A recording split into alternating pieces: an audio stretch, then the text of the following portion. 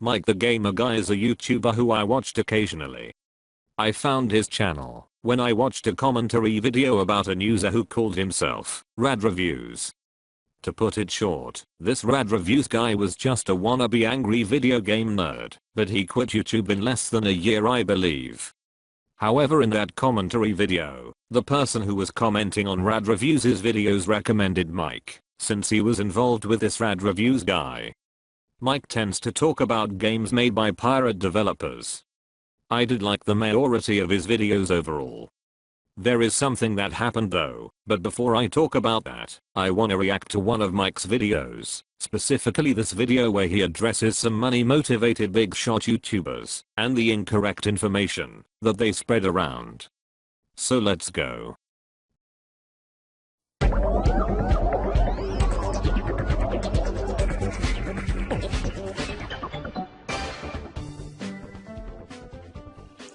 Hey everybody, I'm MikeTheGamerGuy and welcome to another new video here on the channel.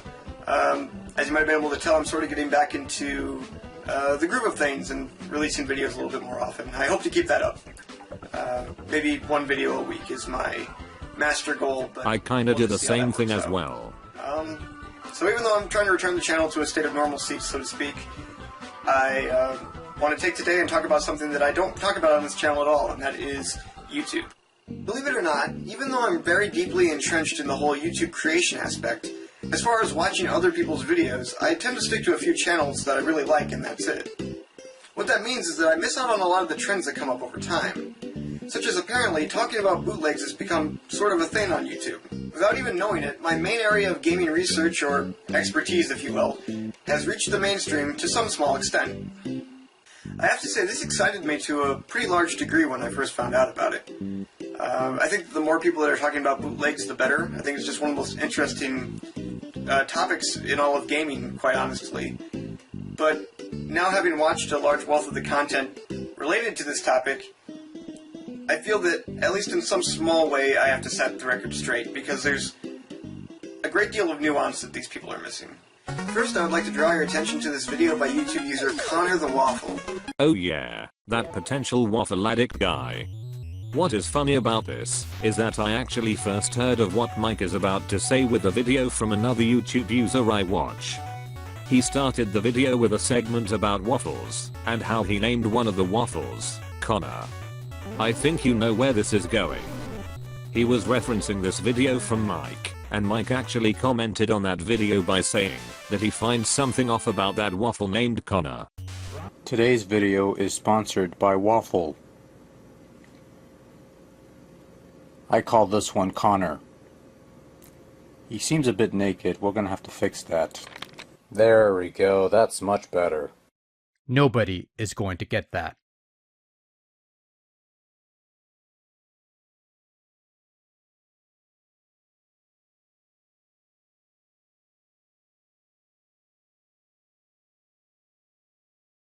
At first I didn't know what they were talking about, despite how I did know who Connor the Waffle was. But now I obviously know because I watched what you are about to watch. Connor the Waffle, where he looks at future review fodder Kart Fighter, a Street Fighter based Mario fighting game.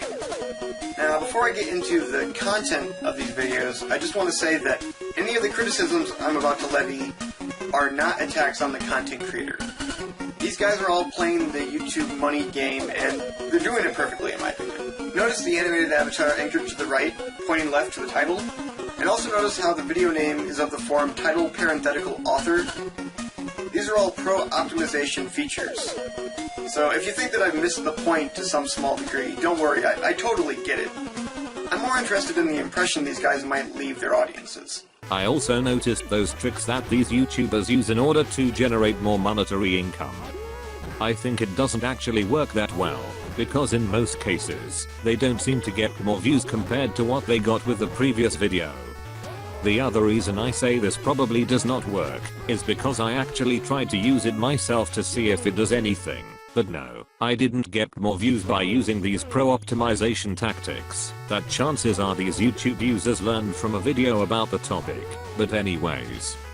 The other thing I want to mention is that Mike claims he is not trying to attack these YouTubers, but I think I'm going to say more about that later, and why these YouTubers probably don't deserve Mike's kindness at all. Okay, so with that being said, the video. Overall, when you cut out the clearly JonTron-inspired humor, it's a pretty charitable and accurate review of a game this guy may have never actually played. Lol. There is no doubt that Connor probably didn't even play the game, especially when considering what Mike is about to say. But two things concern me somewhat. The first thing is that it's a sponsored and monetized video with over 100,000 views. And even though 90% of this review is made up of footage that I myself, MikeTheGamerGuy, recorded and which he did not ask my permission to use, it took him 3 months before he credited its source. And that's only after I reached out to him personally, after happening upon this mostly by chance. See, this is why I don't think these YouTubers deserve Mike's kindness, because they might blatantly steal footage from smaller YouTubers, and they don't bother to even give you small credit, unless you try to contact them, or call them out for it. If this waffle addict guy did this to me, I would have made a video about how this YouTuber stole my gameplay footage, while pretending he played the game, and how I'm not even getting a cut from the profit he generated, by using a significant part of my video. These YouTubers don't deserve that much kindness, because they stole the talent from a bigger YouTuber for their monetized videos, and I'm not talking about just Mike. And actually, I remember that the YouTuber, Sloat's Game Room, used footage from my Contra for a Ducks video for his monetized video about the Contra series. The same, however, cannot be said for its mobile port called Contra 4 Redux. This title is horrendous. Granted, I haven't actually given it too much time, but it's obvious that this was very much a rush job by Konami to cash in on the success of the DS game. And after looking it up, that's exactly what it was.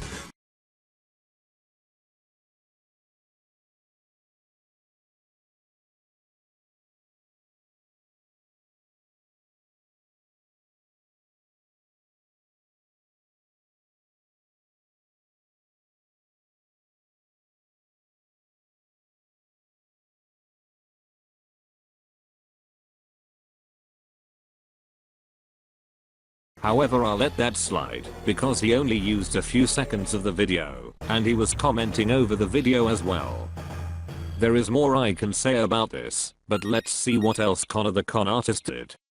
But the other thing, that's a little bit more relevant to the topic at hand, Connor says this during his intro. Are you as excited for the Nintendo Switch as I am? Wait, no, not that intro for his sponsorship. The other intro about Kart Fighter. Fighter?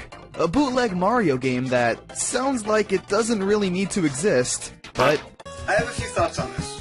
But first let's take a look at our other subject. Pixelated Memories video on Mario bootlegs. This video again is going to get some of those extra dollars for following a similar naming convention. But he squandered his revenue slightly by fixing his animated avatar to the left. Maybe it makes sense in the UK, since you sit on the right seat to drive a car in the UK, for example. I say this because this pixel guy has a British accent. This is my first time watching this pixel guy, by the way.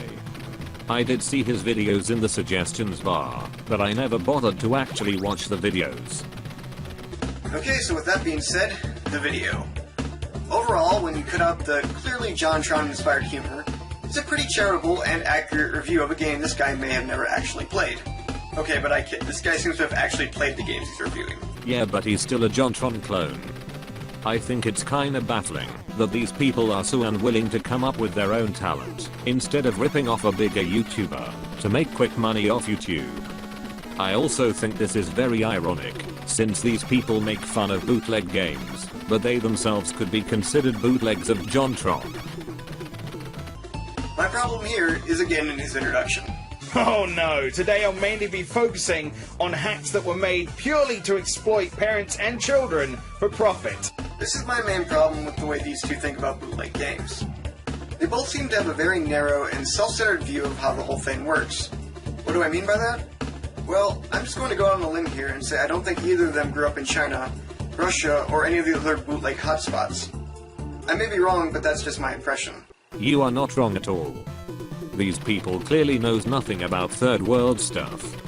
One of the reasons these pirated versions of the NES were popular is because this is the only option you had, since sometimes Nintendo didn't care about releasing their NES console in certain countries, and even when they did release it, it was too expensive for that country, especially if it is an underdeveloped country that was a victim of US imperialism. But I'm getting off topic here. Let's address what Pixelated Memories said first. Today I'll mainly be focusing on hacks that were made purely to exploit parents and children for profit. To exploit.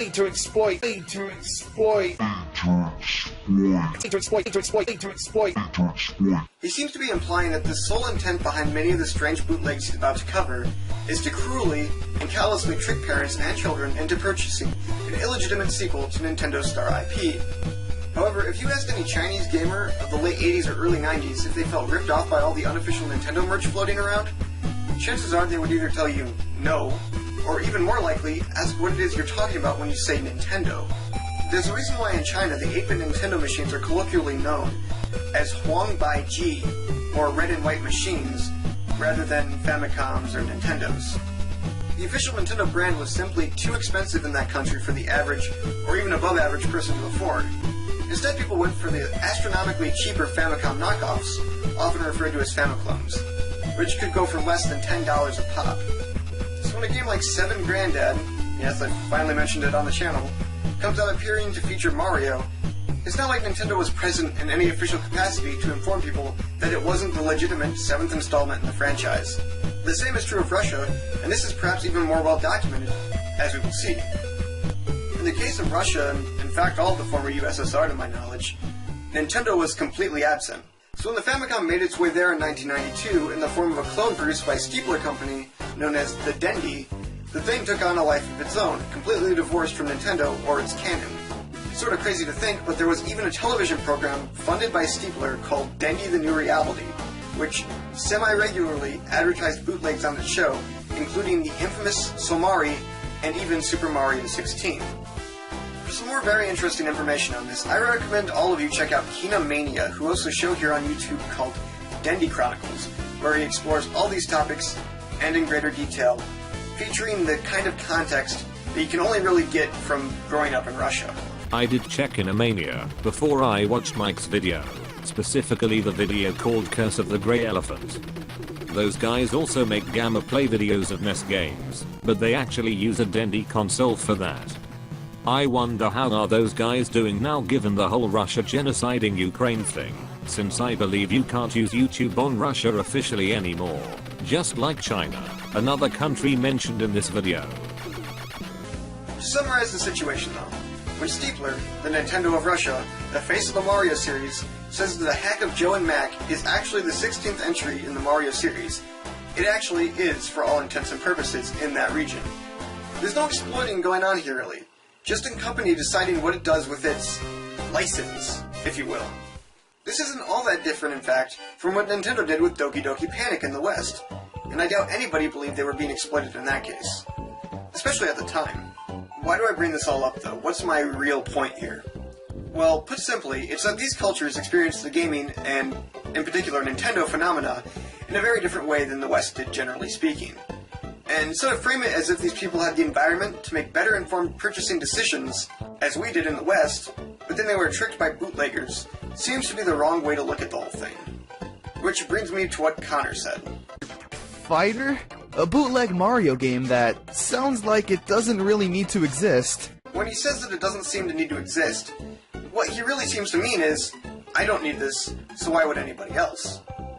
For some context, Kart Fighter was released in 1993, 3 years after the Super Nintendo launched with the mega hit Super Mario World, 1 year after Mario Kart, and 1 year after the console got its port of what was one of the most popular fighting games of all time, a little game called Street Fighter II.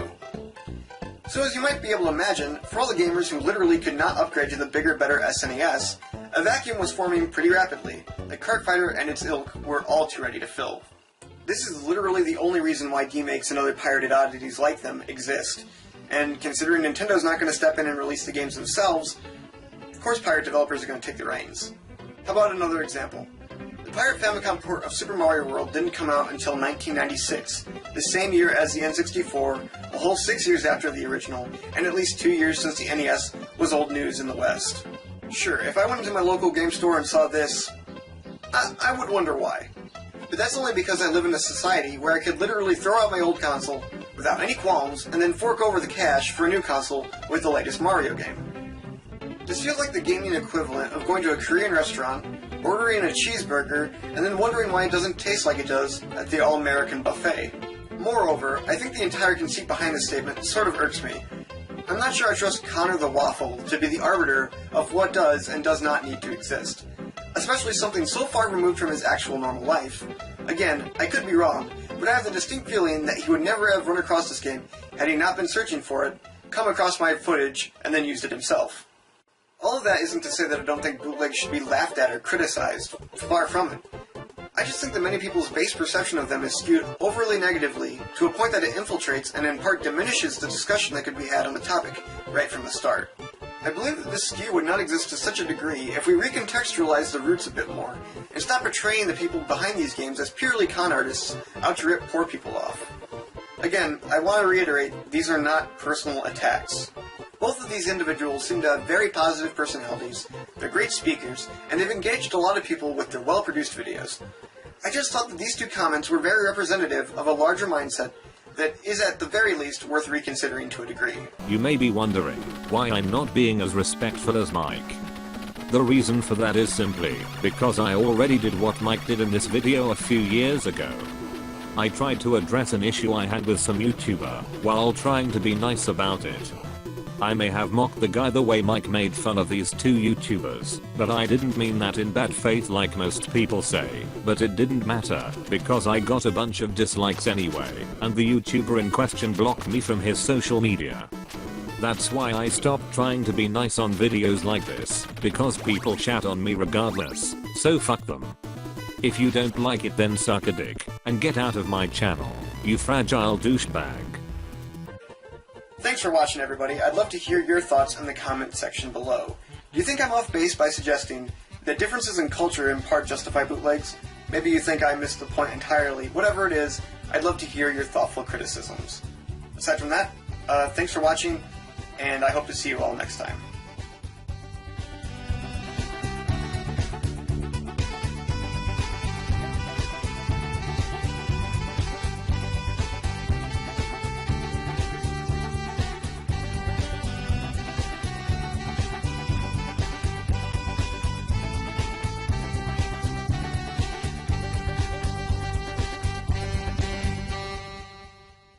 That's Mike's video. I would like to put the original upload on the description, but last time I checked, Mike got rid of all of the videos he made about pirate games, including this video we just watched. The only videos that remain are his podcast videos. He also renamed the channel.